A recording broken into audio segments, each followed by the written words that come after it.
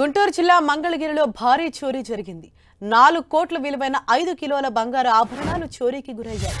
బంగారం వ్యాపారి నాగరాజు 5 కిలోల బంగారు ఆభరణాలను విజయవాడ నుంచి మంగళగిరికి బైక్ పై తీసుకొస్తుండగా గుర్తు తెలియని వ్యక్తులు దోచుకెళ్లారు. దీంతో బాధితుడు పోలీసులను ఆశ్రయించాడు.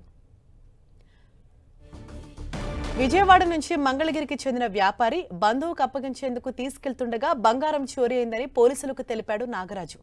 కంప్లైంట్ ఇచ్చిన వెంటనే ఆయన చెప్పిన ప్రదేశాన్ని పరిశీలించారు పోలీసులు. సీసీటీవీ ఫుటేజ్ ను కూడా పరిశీలించారు. దోపిడీ ఆధారాలు లేకపోవడంతో నాగరాజును అదుపులోకి తీసుకున్నారు. ముందస్తు సమాచారంతోనే చోరీ జరిగిందా లేదంటే చోరీ నాటకం ఆడుతున్నారా అన్న అనుమానాలు వ్యక్తమవుతున్నాయి.